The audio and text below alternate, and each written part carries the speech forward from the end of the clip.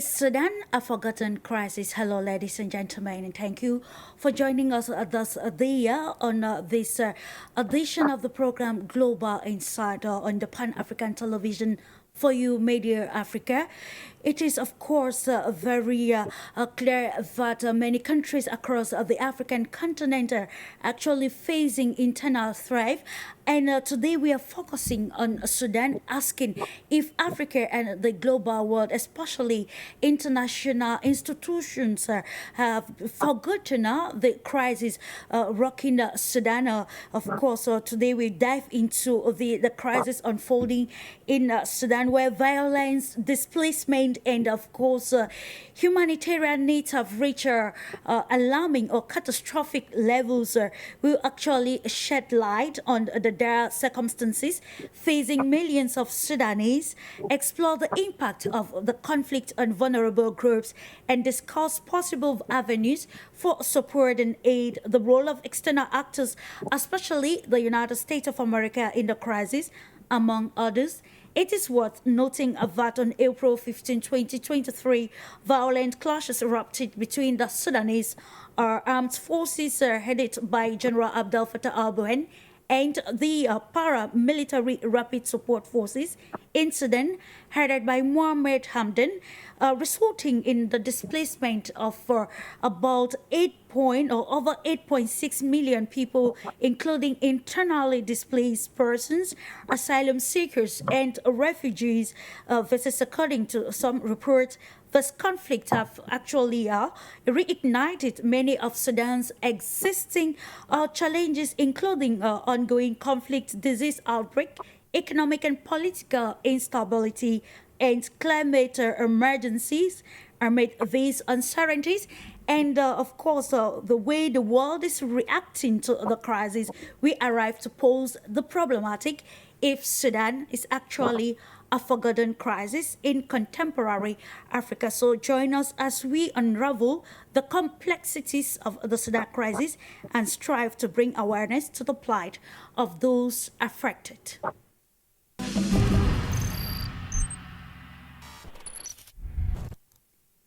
Indeed, it's about bringing a respite to those affected by the conflict and also analyzing the major stakes which have characterized, be it the political, social, or economic scene in Sudan since the outbreak of the crisis between the warring factors. So what is the way forward? How can we bring resolve to the crisis rocking Sudan, especially the role of the African Union and also international organizations pertaining conflict resolution. I won't be doing this alone, so we're going to uncover or unveil the panel of experts that will elucidate more on a topic for discussion this day, bringing the peculiarities of the conflict in Sudan, of course, and where the warring parties can actually compromise in order to bring a lasting solution pertaining of the crisis. We are going to meet MEKKI ELMOGRABI, who is a journalist and also a writer. He's a Sudanese and, of course, a former diplomat. Hello to you, MEKKI, and thanks for joining us for the first time on the Pan-African Television. Thank you and welcome to the audience of the Global Insight and this very informative and analytical talk show. Thank you so much for making it count this day. It is imperative to get first-hand information, especially from a Sudanese like you, pertaining the crisis rocking the country of former President Omar al-Bashir. Now to Ghana, we're being joined by FIDEL AMAKYE OWUSU, an international relations expert, also security analyst. Hello to you, FIDEL, and thanks for joining us this day. Thanks for having me, madam. It's always a pleasure, and of course, looking forward to having a fruitful and constructive discussion with you all. And of course, we also acknowledge the presence of Paul Turner. He is the President Executive Director of FFP, and he is from the United States of America. Hello to you, Paul.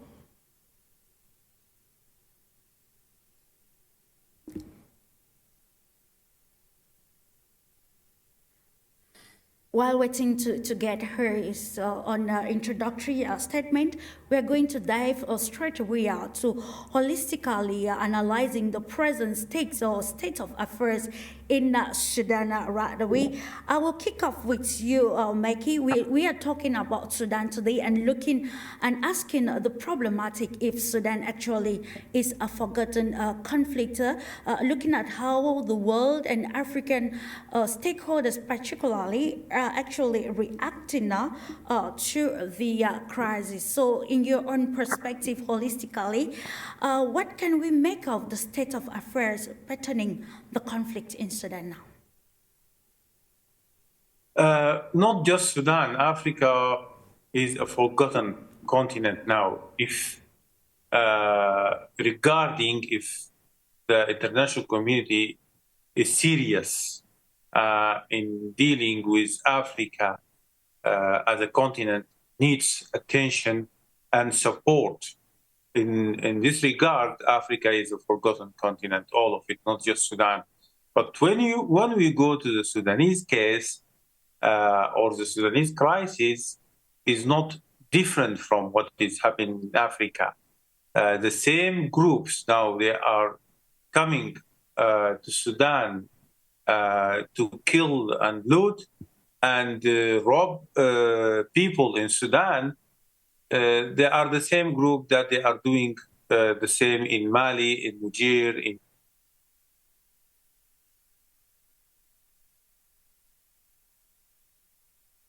Unfortunately, we actually lost Mekki. He will be joining us subsequently. I think while waiting for him to rejoin, we will welcome Paul Turner, who is, of course, joining from the United States of America. Hello to you, Paul Turner. Hello, my name is Paul Turner. I'm the President and Executive Director at the Fund for Peace.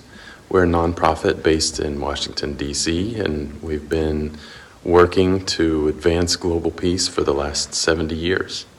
I am really excited to participate in this conversation and am disappointed I'm not able to join live and interact with my fellow esteemed panelists. But it's an honor to be able to share some thoughts with you today, and I hope that my contributions will be worthwhile. If there are any follow-up questions, please feel free to reach out to me directly at pturner@fundforpeace.org. And I look forward to being able to catch this session later and learn about some of the exchanges that took place. Where is the African decision here? Where is the African will? Okay, thank you so Are we much for making African out or we are time Russian, out of Chinese, your busy European? schedule, Paul Turner, to be able to share your insight on this very important topic that focuses on the crisis in Sudan. We continue with you, Mekki. We lost you along in the course of your discussion. Yes, sorry for the internet. Actually, what I said that my article, the DMAL War, described that the de-democratization that's happening from some partners in the world, that they are closer to the militarized economy and authoritarianism in Africa, just like Russia and China, is opposed by countries.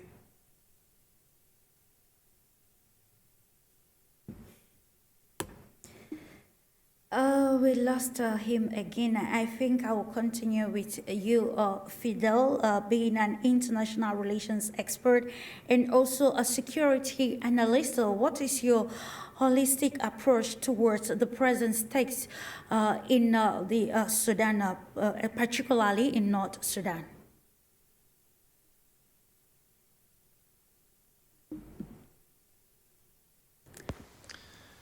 Like many conflicts around the world, Sudan doesn't have one key destabilizing factor or an origin story of sorts as we try and understand the causes of the current war. However, I think we can identify dozens of contributing components that create a system that have ensured the ongoing fragility of Sudan and paved the way to the outbreak of the current fighting. A lot of people look to try and consider whether or not the latest expressions of violence that sparked the war were a direct cause of the military or were somehow an expression of competing political interests. I might posit that instead of looking at this as an either-or question, we actually can see it as perhaps a both-and. That the competing political interests that existed across the country and the failure to be able to strengthen either an oligopoly or have a more plural form of government led to the ability to challenge the power structures. And as a result, the fighting broke out in part because of schisms within the security sector and the failure for security sector reform to have advanced further than it had. This, I think, is perhaps one of the key surface levels that appear as we look to try and understand the conflict. But if we took the time, we could unpack this and identify scores of competing interests and challenges that the country is facing, whether that's from external pressures, whether that's the group grievances that we can see expressed across Sudan, or whether that's some of the challenges held by the elites as there are competing factions, some of the demographic pressures, etc. All of these things have combined to create a really interesting and complex and convoluted conflict that unfortunately is wreaking havoc on the people of Sudan and has undermined some years of progress that were taking place. Paul Turner, the conflict has actually undermined some progress that was actually taking place, given that since the ouster of then president in 2019, we're talking about Omar al-Bashir, Sudan has actually been in chaos, and that is why we are here today to understand these stakes and see where we can bring, of course, either a political solution to these upheavals that will maybe in turn fast-track or rewrite the trajectory of the country to possible development. And joining us back, I continue the discussion with you, Fidel, just to say that we'll apologize for the unforeseen circumstances. We are looking at your own perspectives pertaining the present situation in Sudan, where it is difficult for the warring parties to come to a compromise for the benefits of Sudanese. Yeah, thank you very much for the opportunity. Firstly, I would say that I have written extensively on the conflict, and one thing that really captivates me is the location of the country, and which is making it a very hot spot for regional competition and global competition. Now, firstly, Sudan is located in a very strategic zone. It borders Egypt, important African countries like Egypt, Ethiopia, Chad, Libya, and other countries, including South Sudan. Now, this means that all these countries have ethnicities that cuts or that straddles across Sudan into their territories. This makes them potential interest parties in anything that happens in Sudan, that is regionally. Now, if you look at the Arabian Peninsula, it is only some 300 miles across the Red Sea into Africa. So Saudi Arabia is not, even though it's in another continent, it's not far away from Sudan.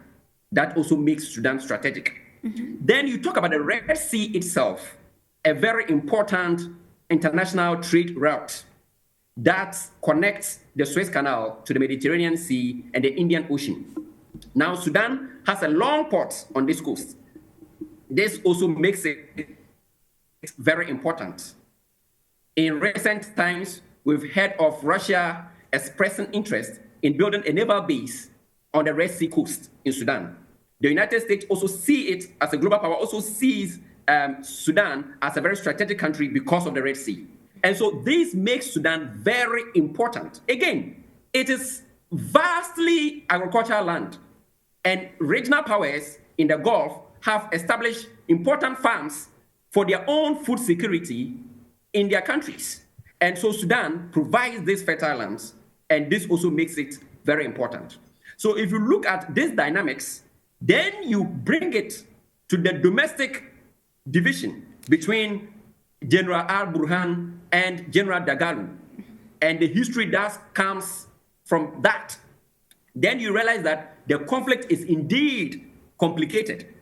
And in as much as the global community tries or makes effort to solve it, the paradox is that these very actors also undermine a solution to the conflict, because everyone wants to end up gaining from the final solution.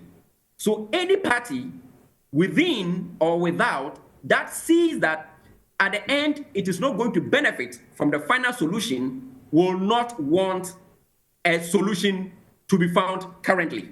And this complicates the conflict.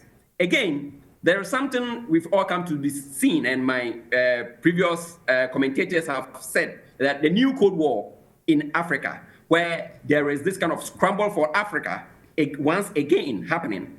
Now, Sudan is going to play a major role because of its location and its richness in gold and other things like that. We found Wagner operating in Sudan before and even currently supporting General Dagalo. So this is very complicated, and this is my opening statement or preliminary statement on the conflict.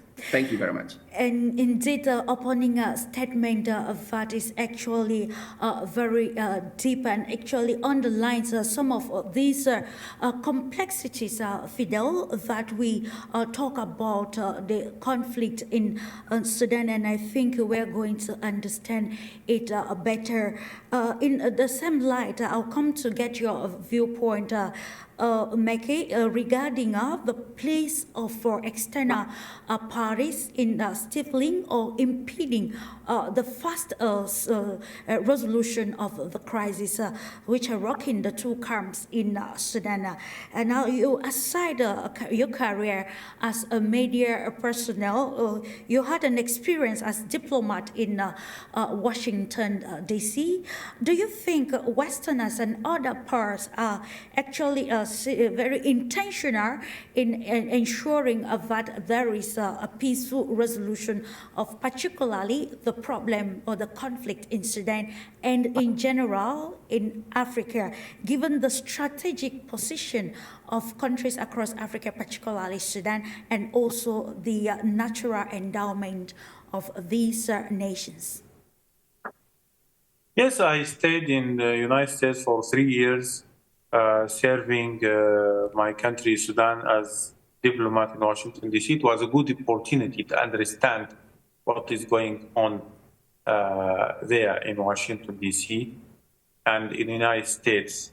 I will start with a phrase said by a friend of Africa and a friend of mine. His name Lawrence Freeman. He's an American writer and analyst. He criticized what they call it Africa policy, which is Africa policy set by the U.S. administration, and he named it No Africa policy. And he wants to say that there is no clear policy to Africa. There is no good attention to Africa. There is no good understanding to Africa among the United States experts and idiots. And when I followed the criticism on the foreign policy community in the United States, I faced the same. And some people, they said that some of them, they don't understand even the world. And they go from crisis to crisis, from scandal to scandal. And the latest scandal that happened in the United States was Afghanistan scandal. They fought against Taliban, and then after that, Taliban is back after 20 years. And the United States lost the army that they made and the government that they made, because it was American-made government and army-made government. It wasn't Afghani army. It wasn't representing a country, and they lost all of them, and they lost the weapons and the arms that supported that army. So that it was a big mistake. What is happening in Sudan? The same, I think. If I look at the United States, and even the United States ambassador at the time, who was John Godfrey. John Godfrey was not representing the American interest. Was representing what we call it the Quartet mechanism, which is include United States, UK, and the rich countries, Saudi Arabia and Emirates. So he represents all of them together, and he doesn't represent even the national interests of the United States. So they are not serious, even I can say without fear of hesitation. The United States, they don't know their real interest in Africa. They could be better than Europe, but unfortunately, they are worse than Europe.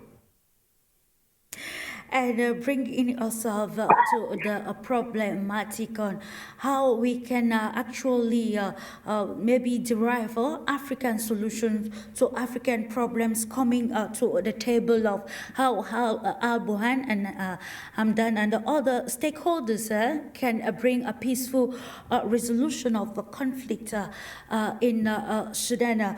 Fidel, let me revisit what you said earlier pertaining the strategic nature of Sudan, which has actually attracted, the third party, and for this crisis that we are seeing, a humanitarian crisis, like we highlighted in the preamble, that about over 8.6 million people have actually been displaced across Sudan, where we're talking about in the Darfur region or any other regions across maybe the continent, the North Sudan. So the question is, being conversant with all of this, what is the role of the African Union in ensuring that the two warring parties in Sudan, that is the Rapid Support Forces and Sudan, of course, the Sudanese Armed Forces, come to a political solution for the benefit of Sudanese?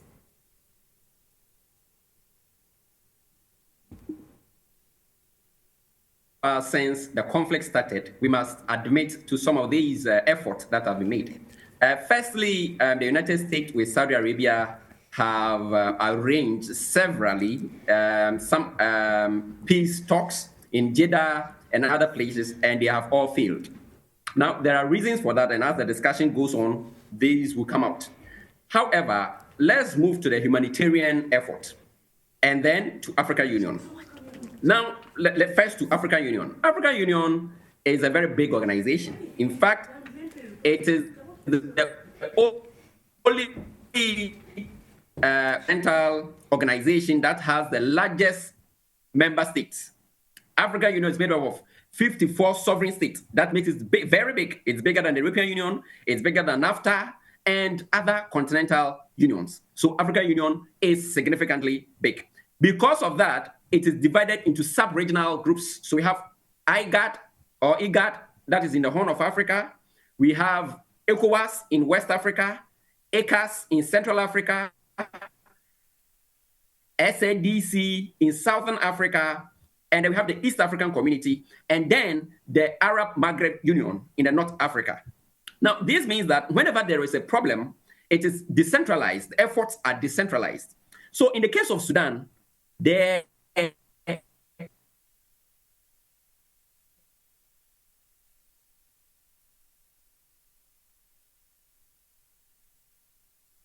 been many efforts, or there have been many crises. And these have, in the last time, General Buhan dismissed Kenya as not being a trusted mediator.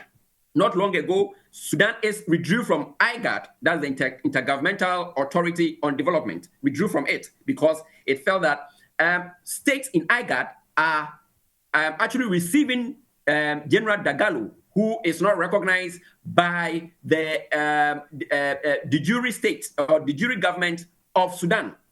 And so this complicates the situation. And these have resulted in a humanitarian crisis that is becoming very serious. Last 2 weeks, I wrote on the fact that some Sudanese have been reported to be eating grass. An Arab land like Sudan shouldn't not have any of its citizens eating grass. That is serious humanitarian crisis. That is failure on the part of the Sudanese factions and the international community that is helpless to solve the situation. Again, we find a situation where this humanitarian crisis is affecting neighboring states like Chad, South Sudan, and Central African Republic that are themselves weaker states and are facing their own problems. So this is another thing. Then we have the issue of massacre that is resulting from the conflict. Not long ago, we had report of RSF forces are supposed to be strongholds or under the control of the SAF. These are further degeneration of the conflict. So, like your question goes, the only thing that can solve this problem is a political solution or diplomatic solution to the conflict. Without that, if people are going to use their might to decide who wins or to decide when peace comes, then definitely we are not going to see it because each side has its strength. When this conflict started, I wrote that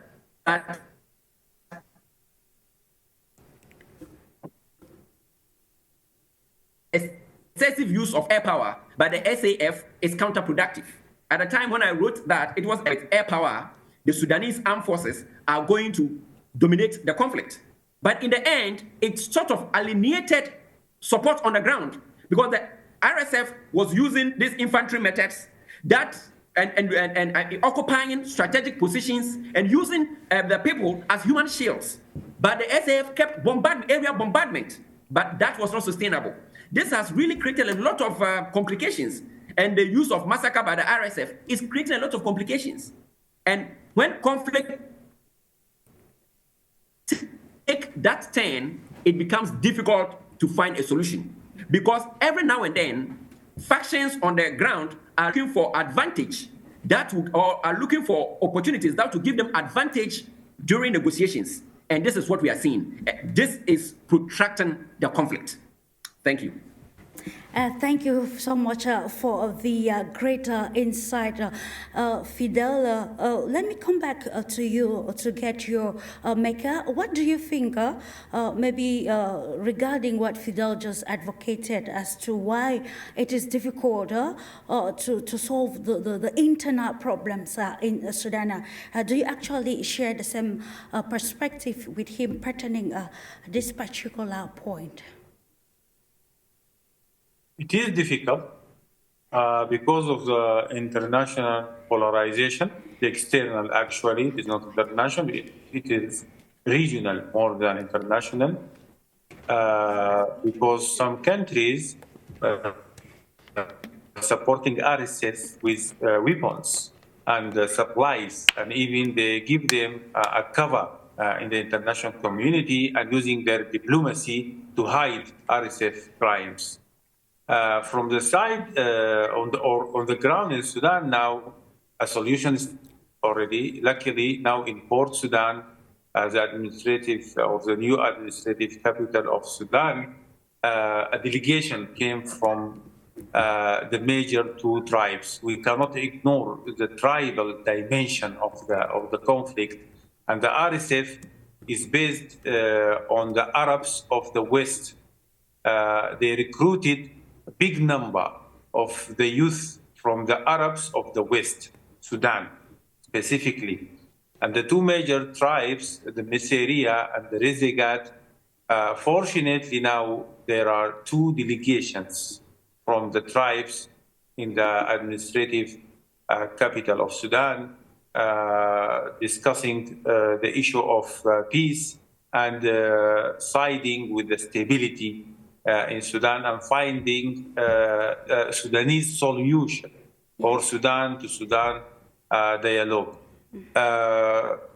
This solution might ignore the current leadership of the RSF, and some would say that it is a piecemeal solution. It's not a final solution because still the RSF leadership is out of this solution, and still the countries that supporting RSF, they don't want that. They want to see their son on the table. And because this is a kind of investment and connected with the gold and money and mineral resources. But for me, I see that promoting for RSF leadership in Sudan is something impossible, because the genocide that they practice against the African tribes like Masalid, Zagawa, and Four was something horrible and cannot be ignored by Sudanese. And also the crimes that they practice in Khartoum, not just against Sudanese. They stormed all the embassies, African, European, Arabs. They stormed the embassies and they loot the things from people there, and they robbed the embassies and took even all the things that belonged to the people, with only exception the American and the Chinese and the Russian embassies, because they have their shooters and snipers that they're defending their embassies. But the other diplomatic embassies there, unfortunately, they were under the attack of RSF. So I think what is happening now in Port Sudan, and I saw the videos and I saw the discussions, and I saw the tribal men saying that they will withdraw their tribes from supporting RSF because it is ambitions of a limited group of politicians and countries. And that happened after 1 year. I wish that if that happened earlier, but luckily now we are approaching a Sudanese solution for a Sudanese crisis. Also, the political parties, they gathered in Cairo, they gathered in Juba, and they discussed to nominate a prime minister, a civilian prime minister, who is not with any party. I believe that there is a dispute, and that is normal. And I believe we should give them more time, and the peak should be civilian. Sudan needs civilian prime minister, a person that belongs to the people and can bring a good experience. I'm against militarizing the government and militarizing the economy. Some people now, they are defending the militarized economy because they link the army with the stability. But the experience now shows that we need civilian government in Sudan. Indeed, will a civilian government put an end to the flare that has occurred or occupied the Sudan over the years. It should be noted that in 2021, General Abdel Burhan promised that he was going, of course, to bring back the lost glories of Sudan. That is some years after the departure of Omar al-Bashir. But today we are in 2024, seeing Sudan in a more complex internal strife, and then we want to ask if it is a political maneuver or maybe it's actually the quest for political adherence or positions that have brought Sudan out to the state of affairs that we witness in today's world.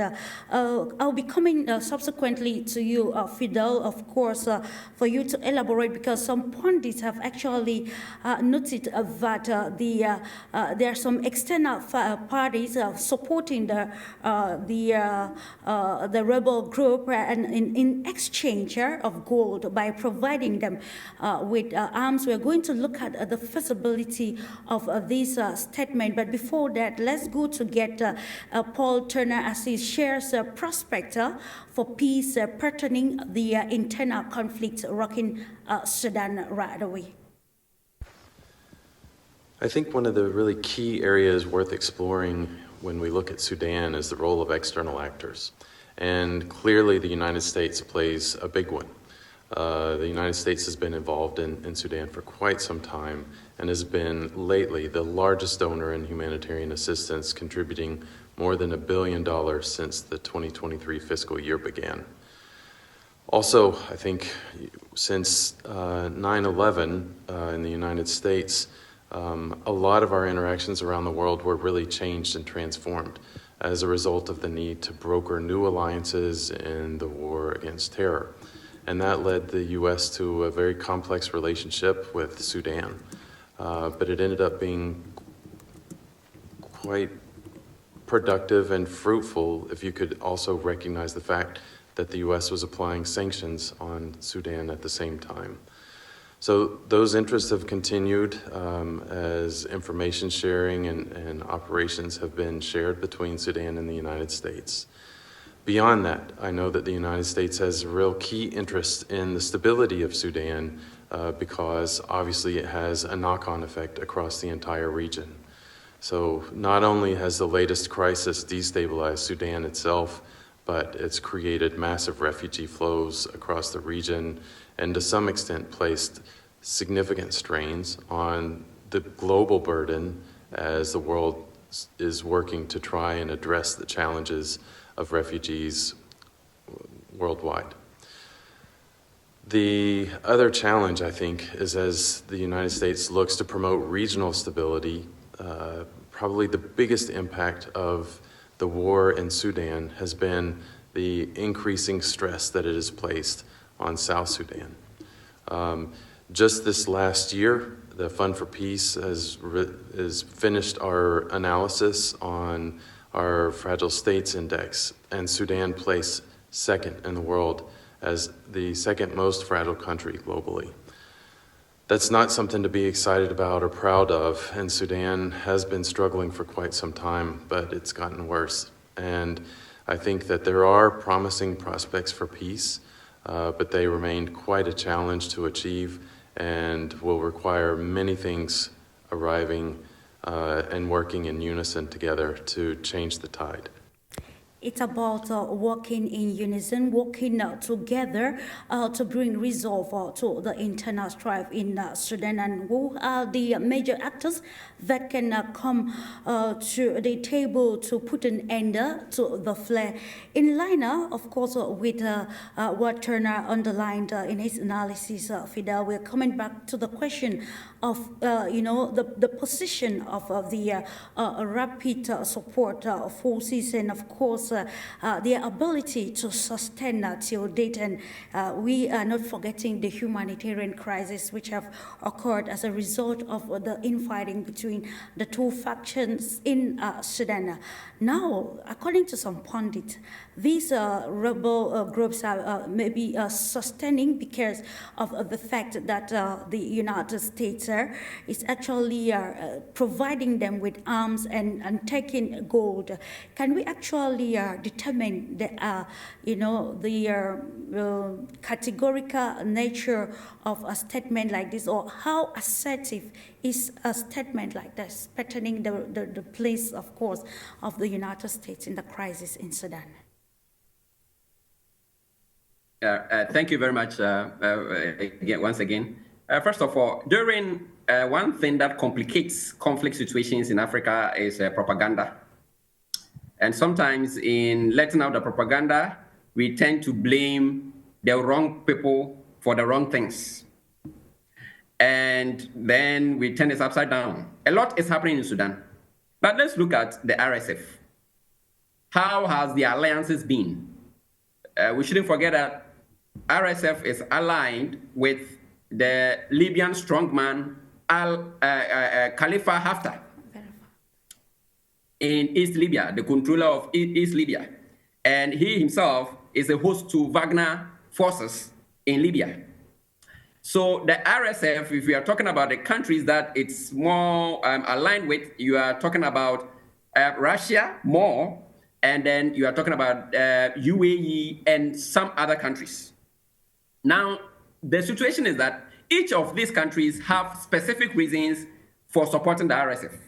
Some are to protect some agricultural lands that they have procured or they have leased in Sudan. Others are with resources. Now, the reason RSF emerged was that the former president who was deposed used the RSF extensively in the Darfur crisis. In the process, Dagalo created a lot of wealth and influence for himself. So after al-Bashir was overthrown, he wanted to secure all these interests. And even, in fact, if after he has overthrown, he has expanded this interest. So there are gold mines, there are agricultural lands, there are cattle lands and cattle that are under his control. And during the transition, when the SAF wanted a quicker transition, he was reluctant because that was not going to inure to his benefit. That is Dagalo's benefit. And so he was reluctant. And most of the immediate causes of the current crisis was as a result of such transition. He wanted a 10-year window into the transition. And that was too long. Because if we are transiting to democracy and you want 10 years window, then it means we are never going to transit, or the transition is never going to happen. And that led to the current configuration. That's the immediate cause of the current configuration.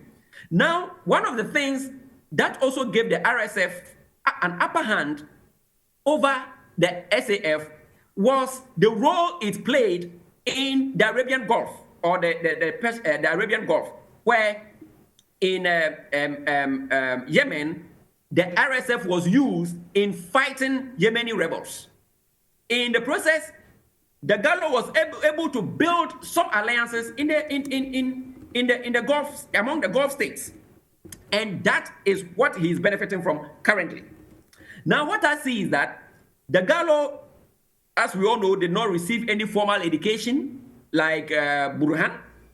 Burhan had more formal education and he's a career military person. But Dagalo was more of a man of convenience for al-Bashir, and he has been able to rise to the top. So if you look at his recent agreement with some politicians like Hamdok and others, which really was an upset for SAF, you realize that he was interested in giving them administrative roles while he took care of the military expansionism that he is engaging in. This was strategic in the sense that he is not interested in administration. All he's interested in is to have to protect his booty and his lajis within Sudan. So this is very complicated. In the recent conference in Egypt, the RSF has been marginalized, to talk to the Hamdok and his group. Is that sustainable? To me, I don't see that as sustainable. For how long can you isolate someone who is getting weapons from his allies? He will keep causing problems. So any real negotiation must involve the RSF, no matter how difficult that may be. Because I find the genocide and the massacre to be very bad, that in the long term, there must be some accountability for that. However, practically, you must involve him in order to achieve real peace. Other than that, more of this genocide is going to happen. More of these massacres are going to happen because he has survived in chaos all his career. And in chaos, he is comfortable. That is what I see from where I sit. Thank you. Of course, thank you for sharing your viewpoint. Just to note that the essence of Global Insight is to see how we can bring a compromise to the diverse opinions that we have patterning the conflicts rocking Sudan, and this is coming, of course, to bind to the problematic if it's actually a forgotten crisis. But now when you look at the complexities and the interests of other parties in the conflicts, we begin we begin to ask if actually there is whether the parties are intentional about solving the problems. In the same perspective, coming back to you, MEKKI, both sides, when we're looking at the conflict in Sudan, both sides, the National Army and the Rapid Support Forces militia, have actually committed crimes, and both, of course, have also claimed the other side started the war. How can we reach a compromise where the side B would not blame side A for being the initiator of the war, but rather looking at a common ground to solve the political upheavals and actually indirectly solve the humanitarian crisis that has rocked Sudan since the start of the crisis? The issue of equating and comparing SAF with RSF and try to blame both sides, as happening now in some media. What I want to comment on that, or what I want to say, that the United Nations, the African Union, even United States, and all Sudanese international friends and even enemies, all of them confirmed that RSF committed a horrible wave of genocide in Darfur. So we need to focus on the major crime, then we move to uncover all the list of the problems and the crimes happening in the war. It is genocide, and it is ongoing genocide, and now they are preparing to get into Al-Fashir, the major city in Darfur, and to practice genocide and to take the city and to declare their parallel government as a card of pressure in the negotiation. The problem in Sudan issue, if someone wants to defend RSF against the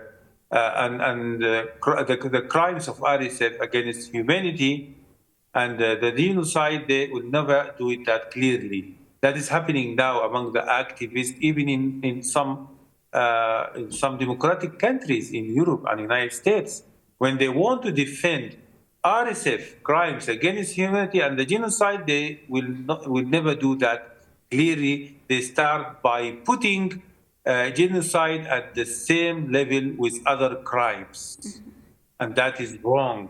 You cannot compare genocide that is happening now, targeting African groups, killing them, killing their babies, taking them out of their villages, burning their homes. You cannot compare that with some mistakes happen within the war. So what I deny is not some crimes happening by individuals or by mistakes of the from the national army. But what I deny is equating incident attributed to the army and their individuals with serial and systemic crimes committed by the militia and its gangs.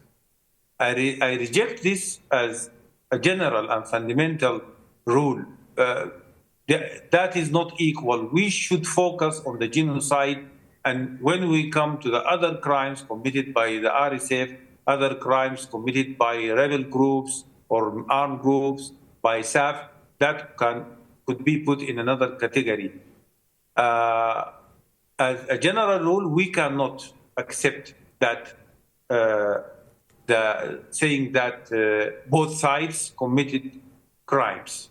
We should focus on the genocide and give the people and the souls and the innocent souls that massacred and killed, and by the RSF, we give them the human value that they deserve. We can take the crimes committed by individuals attributed to the SAF, which is the Sudanese Armed Forces, or NPR, which is the National Popular Resistance. We take it case by case, and we can answer them case by case. But we should give more focus on the genocide that practiced by RSF. And there should be a punishment and sanction that matching with the crime that they are practicing now currently. The situation now in Al-Fashir is simply, as I mentioned and I explained, because they want to go again to the negotiation table in Jeddah or in another place, and they want to use a new city and a new parallel government to the existing government as a card of pressure, and then they sit on the table saying that we have our own government and Burhan has his own government, and we should divide Sudan into two. Then people will start focusing on the politics and the two governments and the solution, and forget what they have done already to get inside Al-Fashir by killing people. Absolutely. And that is where the problematic lies, MEKKI.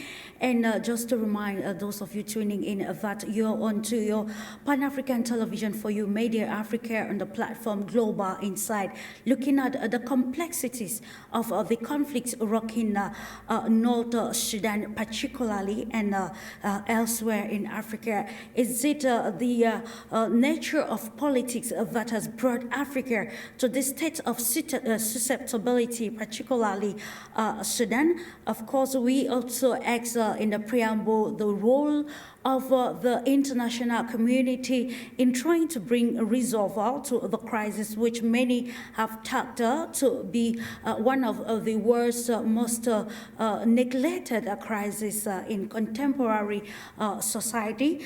Before we go to look at the role of the international community, let's also listen to this report put together by WIYDORVEN regarding the place of the International Criminal Court in trying to ascertain the real stakes, particularly pertaining the crimes which are committed against humanity in the conflict in North Sudan. I will join you right after that. Chief Prosecutor of the International Criminal Court, Karim Khan, on Tuesday voiced serious concern about the escalation of violence in Sudan's Darfur region, urging witnesses to provide his office evidence to aid their investigation. He said in a video statement on Tuesday that he is extremely concerned about allegations of widespread international crimes being committed in Al-Fashir and its surrounding areas, adding that the investigation seems to disclose an organized, systematic and a profound attack on human dignity. Khan's statement came days after an attack by the paramilitary Rapid Support Forces RSF forced the closure of a main hospital in Al-Fashir on Sunday. According to Médecins Sans Frontières, the group fired shots and looted the hospital. Sudan has been plagued by war since April last year, when a rivalry between the leaders of the Sudanese armed forces and the paramilitary rapid support forces exploded into violence. Médecins Sans Frontières says 4 weeks of fighting in and around El Fasher, the capital of North Darfur, has killed more than 190 people and wounded 1,200. According to Khan, his investigators had seen credible allegations of what looked like ethnically motivated attacks against the civilian population, widespread use of rape and attacks against hospitals. He has thus called for anyone with possible evidence, video or audio material, to submit it to his office. El Fasher, which is home to more than 1.8 million residents and displaced people, is the only state capital in the vast Darfur region not under RSF control and a key humanitarian hub for a region on the brink of famine. People in the city are said to refer to El Fasher as hell on earth, where they could lose their lives any day. The ICC has long been investigating atrocities in Sudan, dating back to a previous devastating conflict in Darfur. The evidence my office has collected to date seems to And thank you, Lauren. Thank you, Lomshur, for that report. I will invite us still to listen to this excerpt brought forth by the chief prosecutor of the International Criminal Court that has decided to bring to the fore again, the crisis rocking Sudan. It should be noted that the crisis in the Middle East and even in Ukraine seemingly overwhelmed or overshadowed all the crisis in the global world, particularly in Africa, but recently, due to the recent attacks and the susceptibility of the conflict in Sudan, the International Criminal Court decided to take a strong move as we listen now to Karim Khan bringing forth his point pertaining the role of the Hague-based court on the crisis. The evidence my office has collected to date seems to show credible, repeated, expanding, continuous allegations of attacks against the civilian population, in particular, attacks directed against camps for internally displaced persons. It seems to show the widespread, prevalent use of rape and other forms of sexual violence. It seems to disclose consistently the shelling of civilian areas, the looting of properties, and attacks against hospitals. I am particularly concerned by the ethnically motivated nature of these attacks against the Masalit and other communities. ICC Chief Prosecutor, coming back to you, Fidel, let's look at the humanitarian state of crisis of the Sudan conflict. How can gender-based violence and the protection of women and children particularly be prioritized in humanitarian response to the Sudanese crisis in relation to the outing made by the Hague-based court?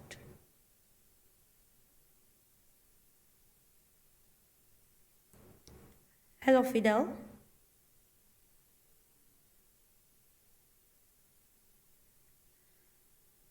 Please, can you hear me?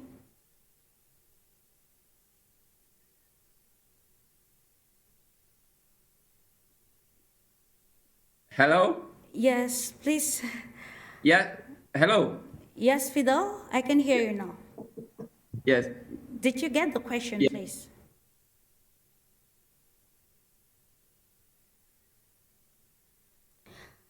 Okay.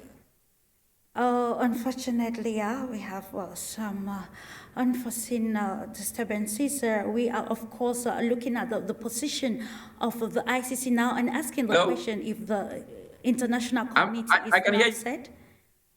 Hello, Fidel. Yeah, hello.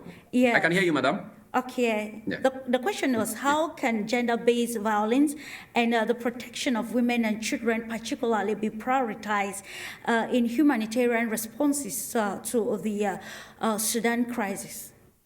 Yeah. So one of the tools that have been used by sub-state actors that are engaged in these kind of heinous crimes are that they use rape and abuse of women and children as a tool of war. So by doing that, they put fear in local populations. They try to use it as a domination tool in order to gain an upper hand on the ground. So if you knew that they were going to use that, then you are going to submit yourself to them, or you are not going to stand in their way, or you are not going to side with their enemies. This method was used in Liberia and Sierra Leone during the conflict. But there's something interesting about the Hague-based court, and that is the fact that whilst warlords are on the ground waging war, it is difficult to use the threat of retribution or the threat of accountability to scare them from what they do. Because mostly when these statements are made, they see that, well, no matter what, I am going, when I'm caught, I am going to go to court and I might be jailed. So they do the worst in order to make it is more of a psychological game. They do the worst in order to make them make their enemies or their opponent more acceptable to their presence on the table. So it is a dicey situation. Sometimes by making a statement that you are going to jail them or you are going to indict them, you are actually escalating the situation. However, on the matter of principle, this statement needs to be made. One thing that I keep saying is that whether we like it or not, there must be some form of political solution. And as long as the RSF receive external support, they are going to continue with what they are doing, because some warlords believe that the world is not run by institutions like the ICC. It's run by more powerful countries or more powerful interests who may even influence the outcomes in this court. And so as long as this support is going to get to Dagalo, he is going to continue with these methods. So what needs to be done is to put pressure on these entities that tend to give support to him for this support to stop. Because without that, this guy is going to feel that strong. And as I've mentioned, he is not a really formal person. Dagalo is not that kind of formal person who has received any elite education from anywhere. What he believes is in domination on the ground. And some of these technical issues or technical actions from the international communities may not really change his attitude or his actions on the ground. So what needs to be done is enough pressure on his supporters, that is external supporters, in order to change his attitude on the ground. But as long as he receives this, he's going to remain the same. And it's going to worsen the humanitarian crisis. The women and children who used to have their livelihoods, which was not any better, but what they were living in peace, are now going to suffer. Yeah. They will have to move from their places of livelihood to being refugees in countries like Chad that are in themselves or by themselves in trouble or are not having very good conditions by themselves. Or South Sudan, as my American friend mentioned, that South Sudan is now suffering so much from what is happening in Sudan. So by this, it means that we have to get to the real supporters of the RSF and bring everybody to the table. Seriously, I don't believe that isolating the RSF will bring peace to Sudan. Seriously, in the short term. In Liberia, we found Charles Taylor being part of the peace process. Later on, justice was done. And currently, Charles Taylor is incarcerated, he's in jail.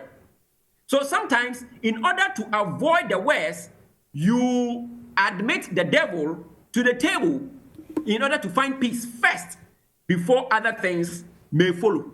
Sometimes, they said the wheels of justice grind slowly, but they definitely get to their destination. Indeed. And so I believe that in order to stop the bloodshed, in order to keep Sudan as one entity, everybody must be on the table and there must be some form of solution in the short term in order to realize some stability, and afterwards, justice could be done. Thank you very much.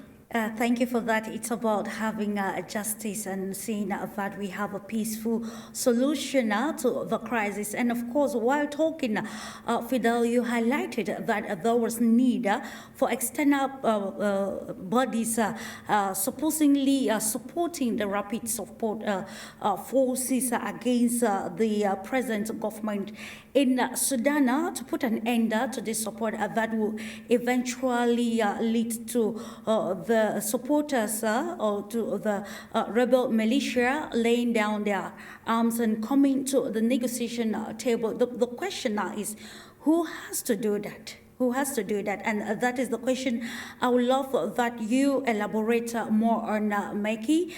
Looking at now, can the African Union have this capacity to maybe bring forth strong declarations that can stop whosoever is having an, a hidden agenda in the conflict in Sudan by providing arms to the rebel groups? And so also, how can the existing government that is of General Abdel Burhan redefine Sudan's foreign policies that can even indirectly put an end or make it difficult for the militia groups to also have this direct supply of arms that will eventually maybe reduce their strength and maybe take us to the era of peace in Sudan?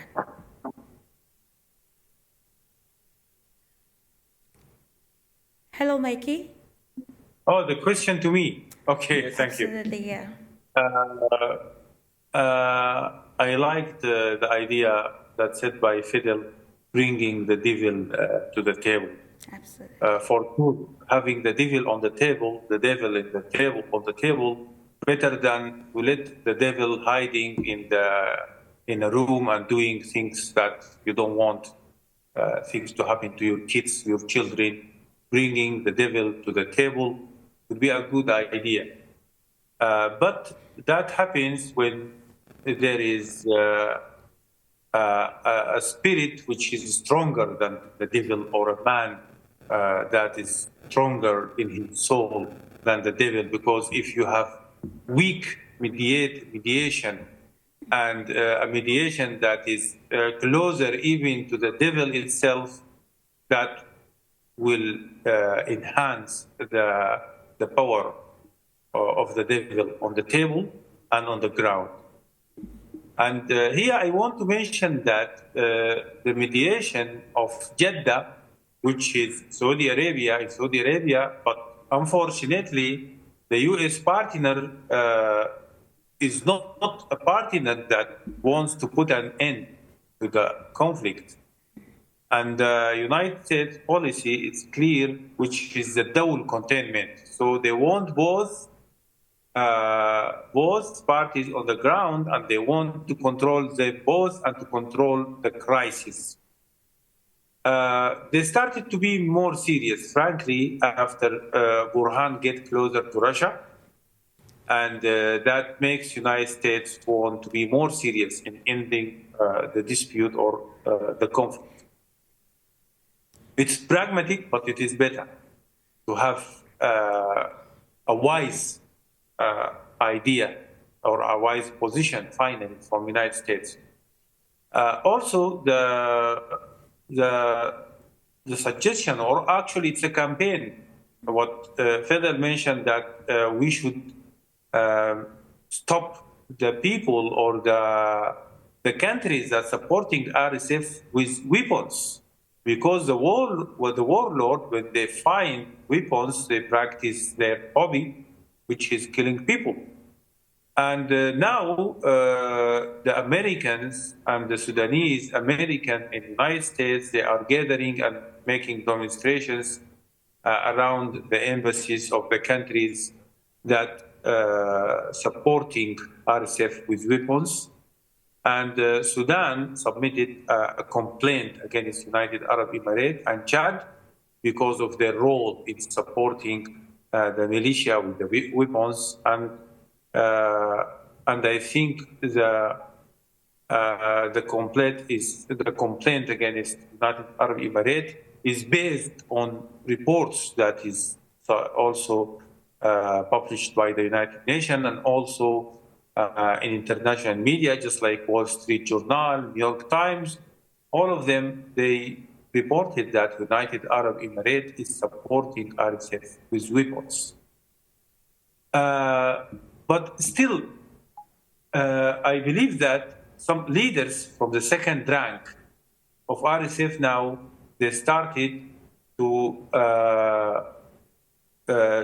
make a distance from RSF and to start to contact the Sudanese armed forces. I have information on that. Some of them, they claim that they are neutral. It's a messy situation, because if you are killing people and you stopped and said that, no, I'm neutral, I'm not with RSF, I'm not with Sudanese armed forces, by logic it is good. But maybe that happened because you have a dispute with the RSF leadership, not because you want to stop killing people. And as soon as you settle your dispute with RSF leader and then support you with weapons and arms, you will go back again and kill people. So that piecemeal solutions might complicate the issue, and then we need the devil itself on the table.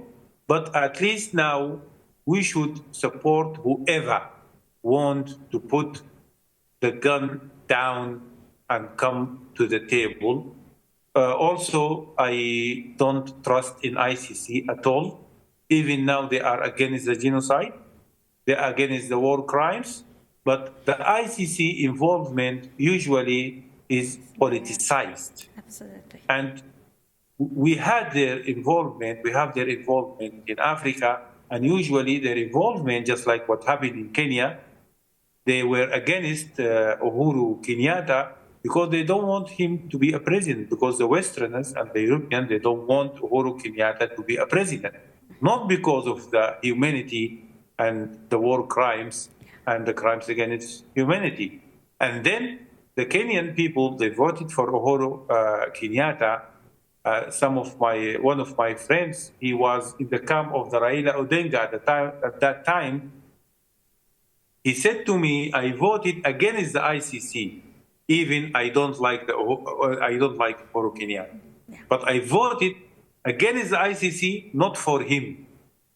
And he withdrew from the side of Raila Odinga because the Westerners, they want Raila Odinga at that time by putting pressures on Uhuru Kenyatta.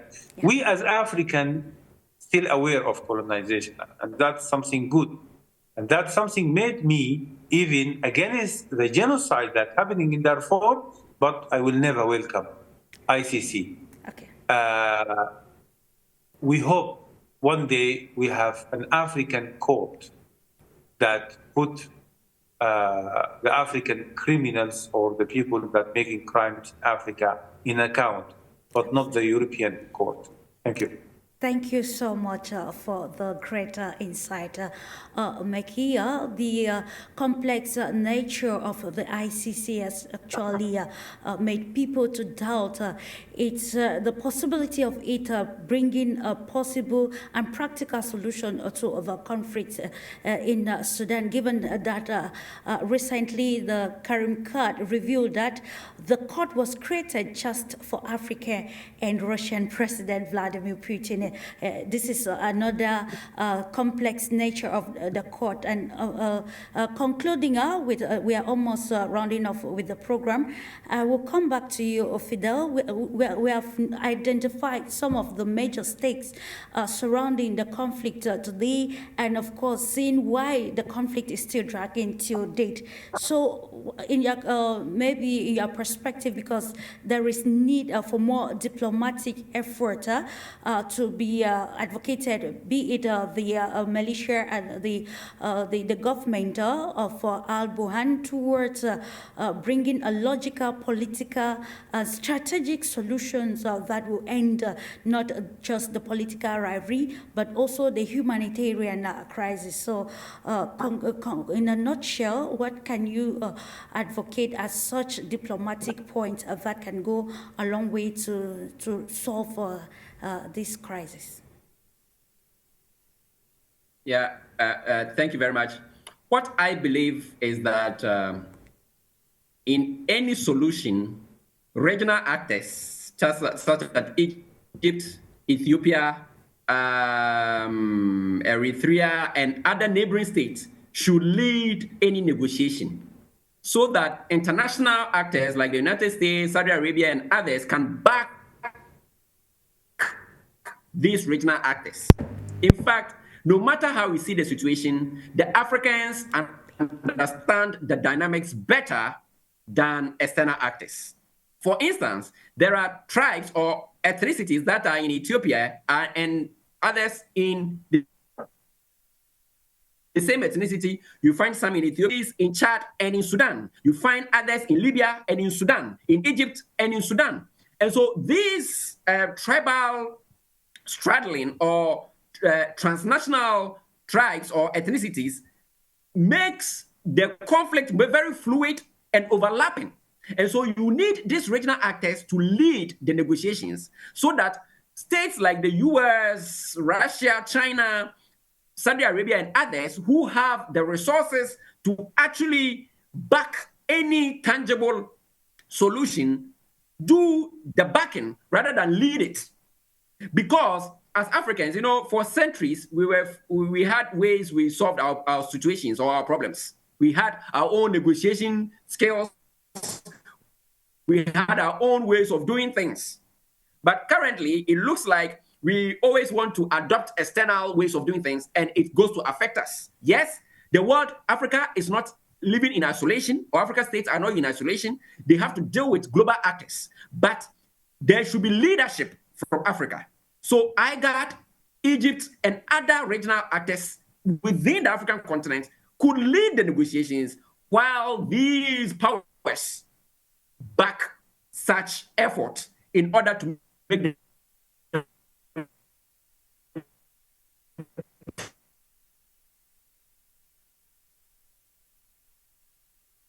an international relations expert and also a security analyst. And we are going to have a concluding phase from Paul Turner, who emphasizes on the prospect for peace in the conflict in Sudan. Despite having worked in the peace-building field for decades, I have no silver bullet when we look for prospects for peace in Sudan. However, Global Insights is maybe a great way to approach this. I think if we are to see peace break out in Sudan, it's going to require a number of factors aligning and reinforcing one another. A significant role will need to be played by the international community. The peace talks that have intermittently appeared over the course of this conflict need to be ongoing and sustained. They have to not only include the government and the rapid support forces, but also other armed groups, as well as civil society members with representation from youth and women and other key identity groups across the region. I think the external hosting of those talks is key, and that also, as we look externally, we can recognize the role that different actors are playing in the region, and how things as simple as stopping arms flows into Sudan can lead and potentially even force an increased commitment to the peace talks by the different sides.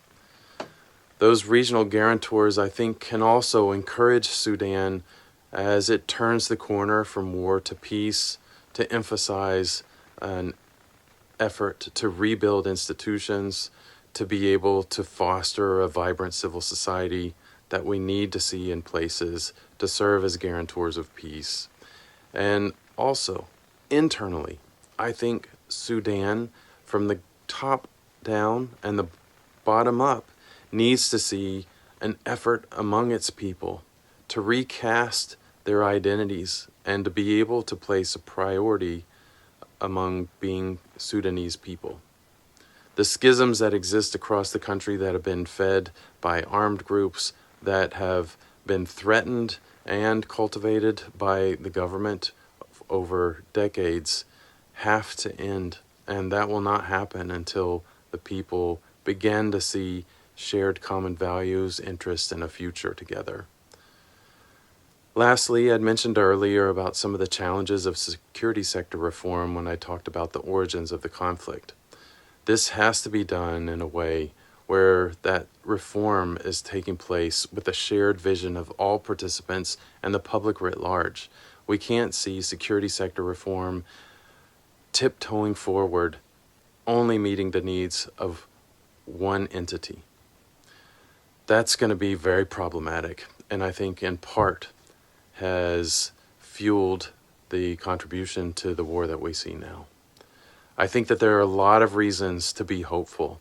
There are so many people, so many organizations that are working for peace, that are praying for peace, and I hope that their efforts and energies can be bolstered by one another, by those outside of the conflict, looking for creative and innovative ways that they can come in, address some of the different humanitarian crises which have surfaced, and be able to shift towards stability and ultimately toward development and the rebuilding of their country.